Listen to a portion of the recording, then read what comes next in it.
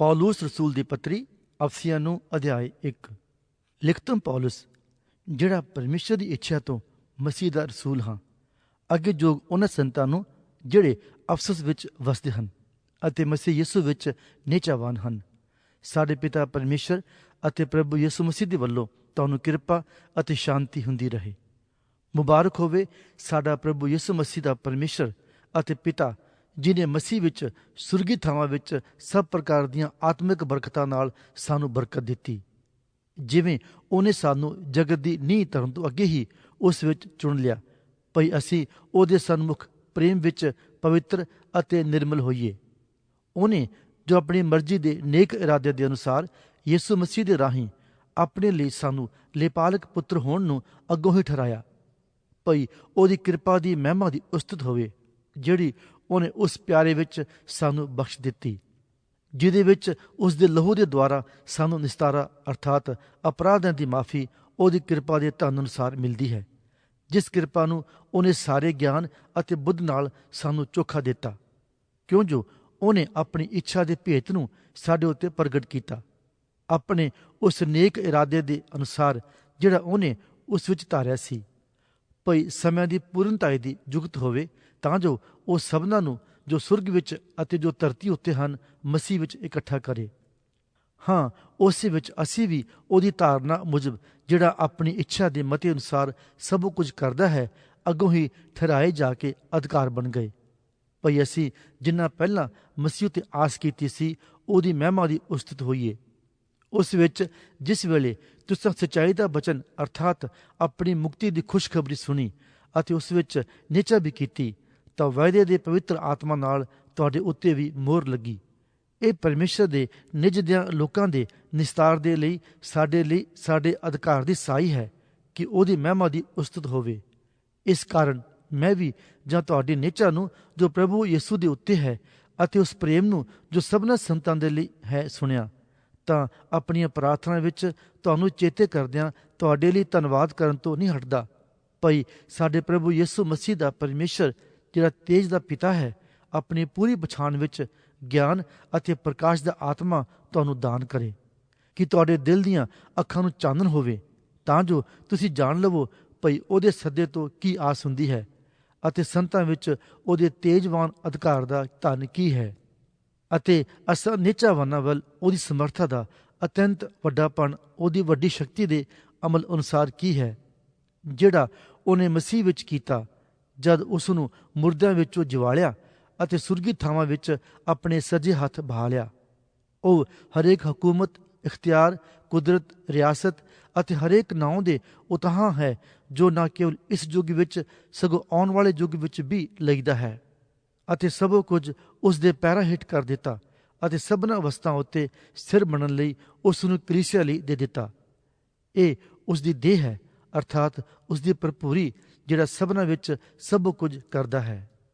ਪੌਲੁਸ ਰਸੂਲ ਦੀ ਪੱਤਰੀ ਅਫਸੀਆਂ ਨੂੰ ਅਧਿਆਇ 2। ਉਹਨੇ ਤੁਹਾਨੂੰ ਵੀ, ਜਾਂ ਤੁਸੀਂ ਆਪਣੇ ਅਪਰਾਧਾਂ ਅਤੇ ਪਾਪਾਂ ਦੇ ਕਾਰਨ ਮੁਰਦੇ ਸਾਓ ਜਿਵਾਲਿਆ, ਜਿਨ੍ਹਾਂ ਦੇ ਵਿੱਚ ਤੁਸੀਂ ਇਸ ਸੰਸਾਰ ਦੇ ਵਿਹਾਰ ਅਨੁਸਾਰ ਹਵਾਈ ਇਖਤਿਆਰ ਦੇ ਸਰਦਾਰ ਦੀ ਅਰਥਾਤ ਉਸ ਰੂਹ ਦੇ ਅਨੁਸਾਰ ਅੱਗੇ ਚੱਲਦੇ ਸਾਓ, ਜਿਹੜੀ ਹੁਣ ਅਣਾਗਿਆਕਾਰੀ ਦੇ ਪੁੱਤਰਾਂ ਵਿੱਚ ਅਸਰ ਕਰਦੀ ਹੈ। ਅਤੇ ਉਹਨਾਂ ਵਿੱਚ ਅਸੀਂ ਵੀ ਸਭੇ ਸਰੀਰ ਅਤੇ ਮਨ ਦੀਆਂ ਚਾਵਾਂ ਨੂੰ ਪੂਰੇ ਕਰਦਿਆਂ ਆਪਣੇ ਸਰੀਰ ਦੀਆਂ ਕਾਮਨਾ ਵਿੱਚ ਅੱਗੇ ਦਿਨ ਕੱਟਦੇ ਸਾਂ ਅਤੇ ਹੋਰਨਾਂ ਵਾਂਗੂ ਆਪਣੇ ਸੁਭਾਅ ਕਰਕੇ ਗਜ਼ਬ ਦੇ ਪੁੱਤਰ ਸਾਂ। ਪਰੰਤੂ ਪਰਮੇਸ਼ਰ ਨੇ, ਜਿਹੜਾ ਦਇਆ ਦਾ ਧਨੀ ਹੈ, ਆਪਣੇ ਉਸ ਵੱਡੇ ਪ੍ਰੇਮ ਕਰਕੇ, ਜਿਤੋਂ ਉਹਨੇ ਸਾਡੇ ਨਾਲ ਪ੍ਰੇਮ ਕੀਤਾ, ਜਦੋਂ ਅਸੀਂ ਅਪਰਾਧਾਂ ਦੇ ਕਾਰਨ ਮੁਰਦਾ ਹੀ ਸਾਂ, ਤਦੋਂ ਸਾਨੂੰ ਮਸੀਹ ਦੇ ਨਾਲ ਜਿਵਾਲਿਆ। ਕਿਰਪਾ ਤੋਂ ਹੀ ਤੁਸੀਂ ਬਚਾਏ ਗਏ ਹੋ, ਅਤੇ ਉਹਨੇ ਸਾਨੂੰ ਉਸ ਦੇ ਨਾਲ ਉਠਾਇਆ ਔਰ ਸਾਨੂੰ ਮਸੀਹ ਯਿਸੂ ਵਿੱਚ ਸੁਰਗੀ ਥਾਵਾਂ ਉੱਤੇ ਉਸ ਦੇ ਨਾਲ ਬਹਾ ਲਿਆ, ਭਈ ਉਸ ਦਿਆਲਗੀ ਨਾਲ ਜੋ ਮਸੀਹ ਯਿਸੂ ਵਿੱਚ ਸਾਡੇ ਉੱਤੇ ਹੈ, ਉਹ ਆਉਣ ਵਾਲਿਆਂ ਯੁੱਗਾਂ ਵਿੱਚ ਆਪਣੀ ਕਿਰਪਾ ਦਾ ਬੇਹੱਦ ਧਨ ਉਜਾਗਰ ਕਰੇ, ਕਿਉਂ ਜੋ ਤੁਸੀਂ ਕਿਰਪਾ ਤੋਂ ਨਿਹਚਾ ਦੇ ਰਾਹੀਂ ਬਚਾਏ ਗਏ, ਅਤੇ ਇਹ ਤੁਹਾਡੇ ਵੱਲੋਂ ਨਹੀਂ, ਇਹ ਪਰਮੇਸ਼ਰ ਦੀ ਬਖਸ਼ੀਸ਼ ਹੈ। ਇਹ ਕਰਨੀਆਂ ਤੋਂ ਨਹੀਂ, ਅਜਿਹਾ ਨਾ ਹੋਵੇ ਭਈ ਕੋਈ ਘਮੰਡ ਕਰੇ, ਕਿਉਂ ਜੋ ਅਸੀਂ ਉਸ ਦੀ ਰਚਨਾ ਹਾਂ, ਜਿਹੜੇ ਮਸੀਹ ਯਿਸੂ ਵਿੱਚ ਸ਼ੁਭ ਕਰਮਾਂ ਲਈ ਰਚੇ ਗਏ, ਜੋ ਪਰਮੇਸ਼ਰ ਨੇ ਅੱਗੋਂ ਹੀ ਤਿਆਰ ਕੀਤੇ ਸਨ, ਭਈ ਅਸੀਂ ਉਹਨਾਂ ਵਿੱਚ ਲੱਗੇ ਰਹੀਏ। ਇਸ ਲਈ ਚੇਤੇ ਕਰੋ, ਭਈ ਅੱਗੇ ਤੁਸੀਂ ਸਰੀਰ ਦੇ ਸਰਬੰਧ ਕਰਕੇ ਪਰਾਈਆਂ ਕੌਮਾਂ ਦੇ ਲੋਕ ਸਾਓ ਅਤੇ ਉਹਨਾਂ ਤੋਂ ਜਿਨ੍ਹਾਂ ਦੀ ਸੁੰਨਤ ਸਰੀਰ ਵਿੱਚ ਹੱਥਾਂ ਨਾਲ ਕੀਤੀ ਹੋਈ ਹੈ ਅਸੁੰਨਤੀ ਅਖਵਾਉਂਦੇ ਸਾਓ। ਨਾਲੇ ਤੁਸੀਂ ਉਸ ਸਮੇਂ ਮਸੀਹ ਤੋਂ ਅੱਡ ਇਸਰਾਏਲ ਦੀ ਪਾਤਸ਼ਾਹੀ ਤੋਂ ਨਿਆਰੇ ਕੀਤੇ ਹੋਏ ਬਚਨ ਦੇ ਨਿਯਮਾਂ ਤੋਂ ਬਾਹਰ ਆਸਾਹੀਣ ਅਤੇ ਜਗਤ ਵਿੱਚ ਪਰਮੇਸ਼ਰ ਤੋਂ ਰਹਿਤ ਸਾਓ।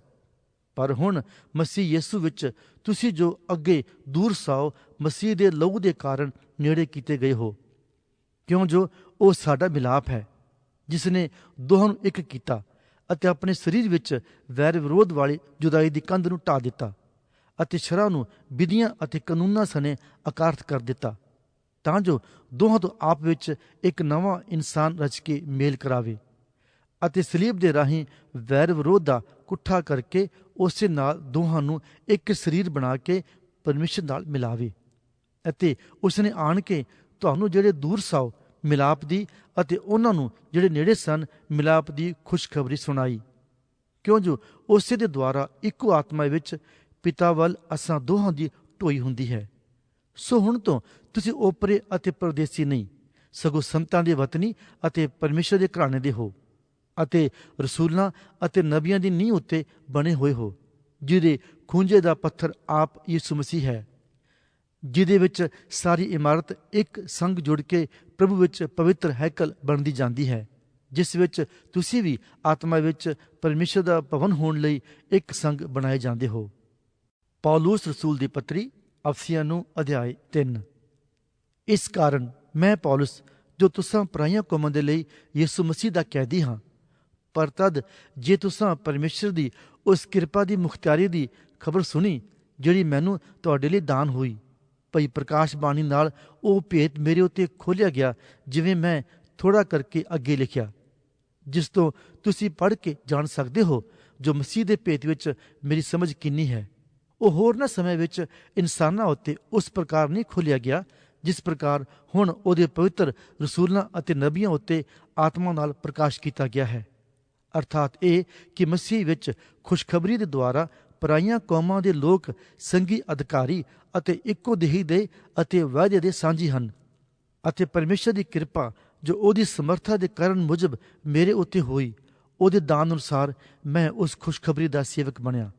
ਮੇਰੇ ਉੱਤੇ ਜੋ ਸਾਰੇ ਸੰਤਾਂ ਵਿੱਚੋਂ ਛੋਟੇ ਤੋਂ ਛੋਟਾ ਹਾਂ, ਇਹ ਕਿਰਪਾ ਹੋਈ ਭਈ ਮੈਂ ਪਰਾਈਆਂ ਕੌਮਾਂ ਨੂੰ ਮਸੀਹ ਦੇ ਅਣਲੱਭ ਧਨ ਦੀ ਖੁਸ਼ਖਬਰੀ ਸੁਣਾਵਾਂ ਔਰ ਇਸ ਗੱਲ ਦਾ ਪ੍ਰਕਾਸ਼ ਕਰਾਂ ਕਿ ਉਸ ਭੇਤ ਦੀ ਕੀ ਯੁਕਤੀ ਹੈ ਜਿਹੜਾ ਆਦਿ ਤੋਂ ਪਰਮੇਸ਼ਰ ਵਿੱਚ ਗੁਪਤ ਰਿਹਾ ਹੈ, ਜਿਹਨੇ ਸਭ ਵਸਤਾਂ ਉਤਪਤ ਕੀਤੀਆਂ, ਭਈ ਹੁਣ ਕਲੀਸਿਆ ਦੇ ਰਾਹੀਂ ਸੁਰਗੀ ਥਾਵਾਂ ਵਿੱਚ ਹਕੂਮਤਾਂ ਅਤੇ ਇਖਤਿਆਰਾਂ ਉੱਤੇ ਪਰਮੇਸ਼ਰ ਦਾ ਨਾਨਾ ਪ੍ਰਕਾਰ ਦਾ ਗਿਆਨ ਪ੍ਰਗਟ ਕੀਤਾ ਜਾਵੇ, ਉਸ ਸਦੀਪਕ ਮਨਸ਼ਾ ਦੇ ਅਨੁਸਾਰ ਜਿਹੜੀ ਉਹਨੇ ਮਸੀਹ ਯਿਸੂ ਸਾਡੇ ਪ੍ਰਭੂ ਵਿੱਚ ਧਾਰੀ, ਜਿਹਦੇ ਵਿੱਚ ਉਸ ਉੱਤੇ ਨਿਚਾ ਕਰਨ ਦੇ ਦੁਆਰਾ ਸਾਨੂੰ ਦਲੇਰੀ ਅਤੇ ਢੋਈ ਭਰੋਸੇ ਨਾਲ ਪ੍ਰਾਪਤ ਹੁੰਦੀ ਹੈ। ਇਸ ਲਈ ਮੈਂ ਇਹ ਬੇਨਤੀ ਕਰਦਾ ਹਾਂ, ਜੋ ਤੁਸੀਂ ਮੇਰੀਆਂ ਬਿਪਤਾਂ ਦੇ ਕਾਰਨ ਜੋ ਤੁਹਾਡੀ ਖਾਤਰ ਹਨ ਹੌਸਲਾ ਨਾ ਹਾਰੋ, ਕਿਉਂ ਜੋ ਉਹਨਾਂ ਤੋਂ ਤੁਹਾਡੀ ਵਡਿਆਈ ਹੈ।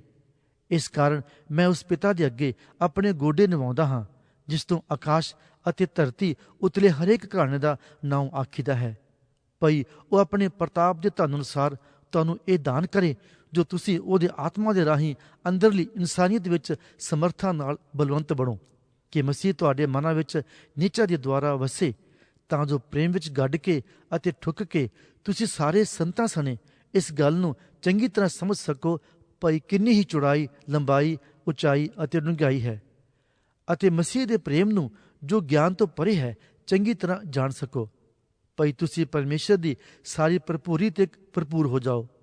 ਹੁਣ ਉਹਦੀ ਜਿਹੜਾ ਅਜਿਹਾ ਸਮਰਥ ਹੈ ਕਿ ਜੋ ਕੁਝ ਅਸੀਂ ਮੰਗਦੇ ਹਾਂ ਜਾਂ ਸੋਚਦੇ ਹਾਂ ਉਸ ਨਾਲੋਂ ਅਤ ਵਧੇਕ ਕਰ ਸਕਦਾ ਹੈ, ਉਹ ਸਮਰਥਾ ਦੇ ਅਨੁਸਾਰ ਜੋ ਸਾਡੇ ਵਿੱਚ ਪਾਉਂਦੀ ਹੈ, ਕਲੀਸਿਆ ਵਿੱਚ ਅਤੇ ਮਸੀਹ ਯਿਸੂ ਵਿੱਚ ਸਾਰੀਆਂ ਪੀੜ੍ਹੀਆਂ ਤੀਕਰ ਜੁਗੋ ਜੁਗ ਉਸ ਦੀ ਵਡਿਆਈ ਹੋਵੇ। ਆਮੀਨ।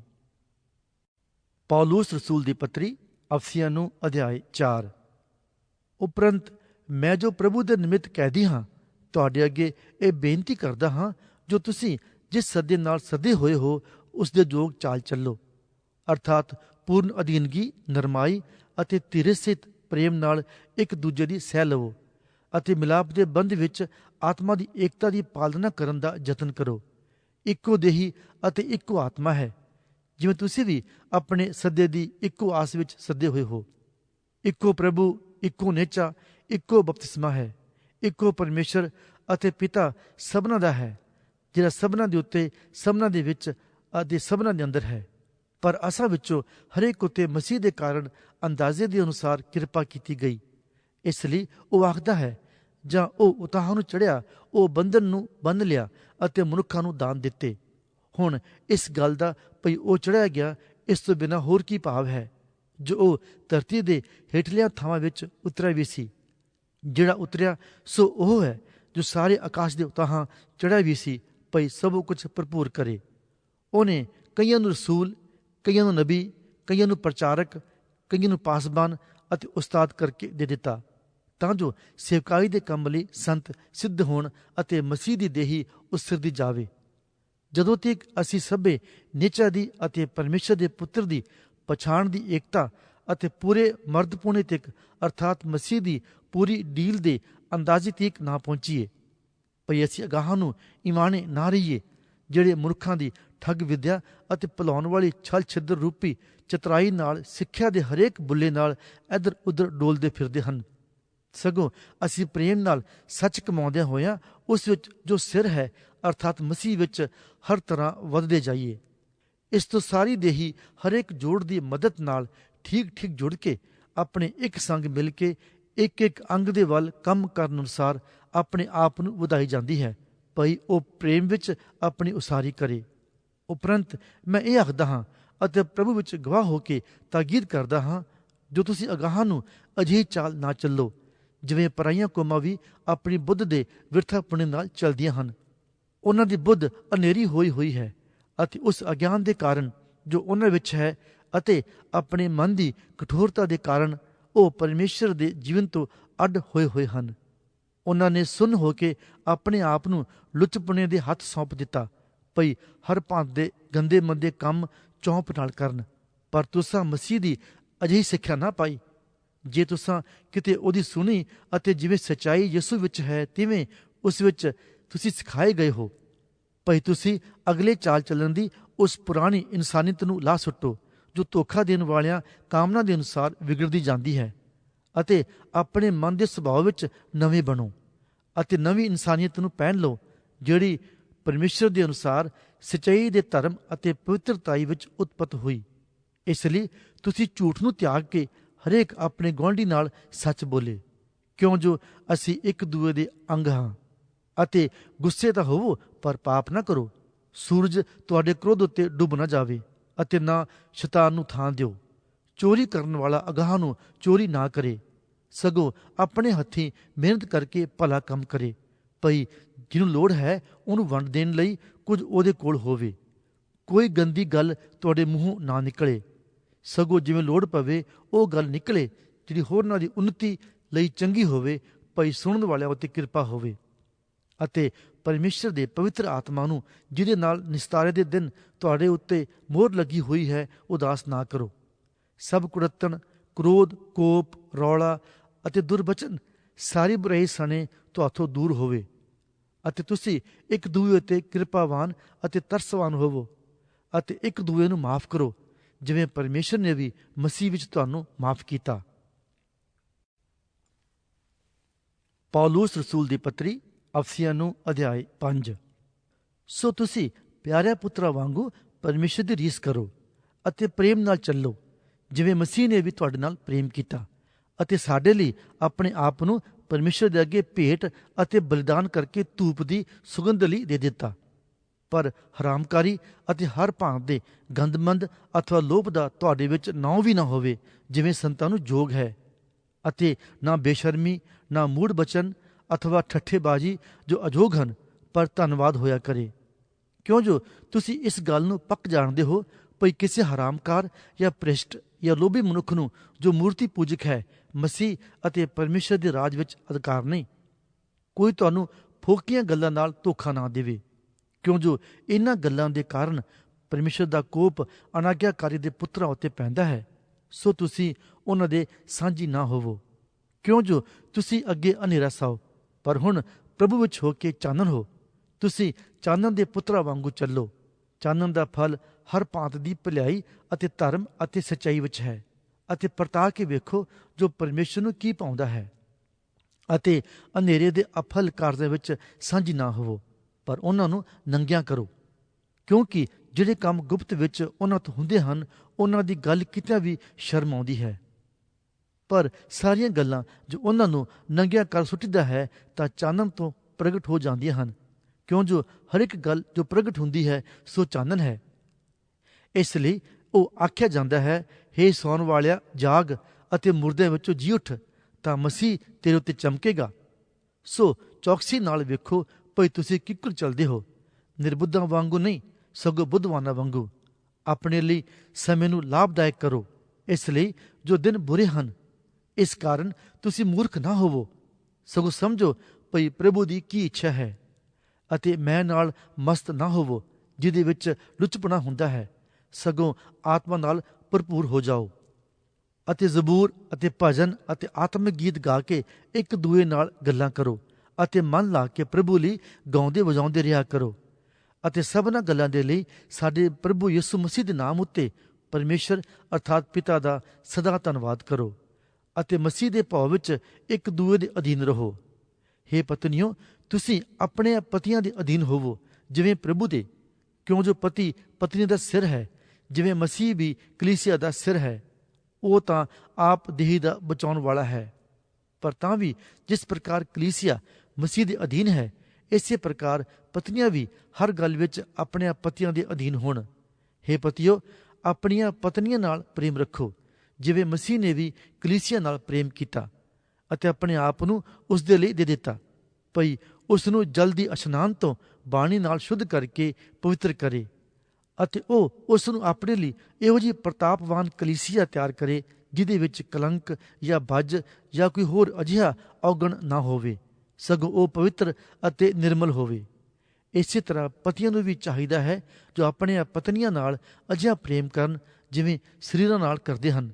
ਜਿਹੜਾ ਆਪਣੀ ਪਤਨੀ ਨਾਲ ਪ੍ਰੇਮ ਕਰਦਾ ਹੈ ਉਹ ਆਪਣੇ ਹੀ ਨਾਲ ਪ੍ਰੇਮ ਕਰਦਾ ਹੈ, ਕਿਉਂ ਜੋ ਕਿਸੇ ਨੇ ਆਪਣੇ ਸਰੀਰ ਨਾਲ ਕਦੇ ਵੈਰ ਨਹੀਂ ਕੀਤਾ, ਸਗੋਂ ਉਸ ਨੂੰ ਪਾਲਦਾ ਪਲੋਸਦਾ ਹੈ, ਜਿਵੇਂ ਮਸੀਹ ਵੀ ਕਲੀਸਿਆ ਨੂੰ, ਕਿਉਂ ਜੋ ਅਸੀਂ ਉਹਦੀ ਦੇਹੀ ਦੇ ਅੰਗ ਹਾਂ। ਇਸ ਕਰਕੇ ਮਨੁੱਖ ਆਪਣੇ ਮਾਪੇ ਛੱਡ ਕੇ ਆਪਣੀ ਪਤਨੀ ਨਾਲ ਮਿਲਿਆ ਰਹੇਗਾ ਅਤੇ ਉਹ ਦੋਵੇਂ ਇੱਕ ਸਰੀਰ ਹੋਣਗੇ। ਇਹ ਭੇਤ ਤਾਂ ਵੱਡਾ ਹੈ, ਪਰ ਮੈਂ ਮਸੀਹ ਅਤੇ ਕਲੀਸਿਆ ਦੇ ਵੇਖ ਕੇ ਬੋਲਦਾ ਹਾਂ। ਪਰ ਤੁਸਾਂ ਵਿੱਚੋਂ ਵੀ ਹਰੇਕ ਆਪੋ ਆਪਣੀ ਪਤਨੀ ਨਾਲ ਆਪਣੇ ਹੀ ਜਿਹਾ ਪ੍ਰੇਮ ਕਰੇ, ਔਰ ਪਤਨੀ ਆਪਣੇ ਪਤੀ ਦਾ ਮਾਣ ਕਰੇ। ਪੌਲੁਸ ਰਸੂਲ ਦੀ ਪੱਤਰੀ ਅਫਸੀਆਂ ਨੂੰ ਅਧਿਆਇ 6। ਹੇ ਬਾਲਕੋ, ਤੁਸੀਂ ਪ੍ਰਭੂ ਵਿੱਚ ਆਪਣੇ ਮਾਪਿਆਂ ਦੇ ਆਗਿਆਕਾਰ ਰਹੋ, ਕਿਉਂ ਜੋ ਇਹ ਧਰਮ ਦੀ ਗੱਲ ਹੈ। ਤੂੰ ਆਪਣੇ ਮਾਂ ਪਿਓ ਦਾ ਆਦਰ ਕਰ, ਭਈ ਤੇਰਾ ਭਲਾ ਹੋਵੇ ਔਰ ਧਰਤੀ ਉੱਤੇ ਤੇਰੀ ਉਮਰ ਲੰਮੀ ਹੋਵੇ। ਇਹ ਵਾਅਦੇ ਨਾਲ ਪਹਿਲਾ ਹੁਕਮ ਹੈ। ਅਤੇ ਹੇ ਪਿਤਾਓ, ਤੁਸੀਂ ਆਪਣੇ ਬਾਲਕਾਂ ਦਾ ਕ੍ਰੋਧ ਨਾ ਭੜਕਾਓ, ਸਗੋਂ ਪ੍ਰਭੂ ਦੀ ਸਿੱਖਿਆ ਔਰ ਮੱਤ ਦੇ ਕੇ ਉਹਨਾਂ ਦੀ ਪਾਲਣਾ ਕਰੋ। ਹੇ ਨੌਕਰੋ, ਤੁਸੀਂ ਉਹਨਾਂ ਦੀ ਜਿਹੜੇ ਸਰੀਰ ਦੇ ਸੰਬੰਧ ਕਰਕੇ ਤੁਹਾਡੇ ਮਾਲਕ ਹਨ, ਆਪਣੇ ਮਨ ਦੀ ਸਫਾਈ ਨਾਲ ਡਰਦੇ ਅਤੇ ਕੰਬਦੇ ਹੋਏ ਆਗਿਆਕਾਰੀ ਕਰੋ, ਜਿਵੇਂ ਮਸੀਹ ਦੀ। ਅਤੇ ਮਨੁੱਖਾਂ ਦੇ ਰਜਾਉਣ ਵਾਲਿਆਂ ਵਾਂਗੂ ਵਿਖਾਵੇ ਦੀ ਨੌਕਰੀ ਨਾ, ਸਗੋਂ ਮਸੀਹ ਦੀਆਂ ਦਾਸਾਂ ਵਾਂਗੂ ਜੀ ਲਾ ਕੇ ਪਰਮੇਸ਼ਰ ਦੀ ਇੱਛਾ ਪੂਰੀ ਕਰੋ, ਅਤੇ ਮਨ ਲਾ ਕੇ ਟਹਿਲ ਕਰੋ, ਜੇ ਪ੍ਰਭੂ ਦੀ ਅਤੇ ਨਾ ਮਨੁੱਖਾਂ ਦੀ। ਕਿਉਂ ਜੋ ਤੁਸੀਂ ਜਾਣਦੇ ਹੋ ਵੀ ਹਰ ਕੋਈ ਜੋ ਕੁਝ ਭਲਾ ਕੰਮ ਕਰੇ, ਭਾਵੇਂ ਦਾਸ ਹੋਵੇ ਭਾਵੇਂ ਆਜ਼ਾਦ, ਸੋ ਪ੍ਰਭੂ ਕੋਲੋਂ ਉਹਦਾ ਫਲ ਪਾਵੇਗਾ। ਅਤੇ ਹੇ ਮਾਲਕੋ, ਤੁਸੀਂ ਧਮਕੀਆਂ ਛੱਡ ਕੇ ਉਹਨਾਂ ਨਾਲ ਉਹ ਜਿਹਾ ਵਰਤਾਰਾ ਕਰੋ, ਕਿਉਂ ਜੋ ਤੁਸੀਂ ਜਾਣਦੇ ਹੋ ਸੁਰਗ ਵਿੱਚ ਉਹਨਾਂ ਦਾ ਦਾਤਾ ਅਤੇ ਤੁਹਾਡੇ ਦੋਹਾਂ ਦਾ ਮਾਲਕ ਹੈ, ਅਤੇ ਉਹਦੀ ਦਰਗਾਹੇ ਕਿਸੇ ਦਾ ਪੱਖਪਾਤ ਨਹੀਂ ਹੁੰਦਾ। ਮੁੱਕਦੀ ਗੱਲ ਪ੍ਰਭੂ ਵਿੱਚ ਅਤੇ ਪ੍ਰਭੂ ਦੀ ਸ਼ਕਤੀ ਦੇ ਪਰਾਕਰਮ ਵਿੱਚ ਤਕੜੇ ਹੋਵੋ। ਪ੍ਰਭੂ ਦੇ ਸਾਰੇ ਸ਼ਸਤਰ ਬਸਤਰ ਧਾਰੋ, ਤਾਂ ਜੋ ਤੁਸੀਂ ਸ਼ੈਤਾਨ ਦੇ ਛਲ ਛਿਦਰਾਂ ਦੇ ਸਾਹਮਣੇ ਖਲੋ ਸਕੋ।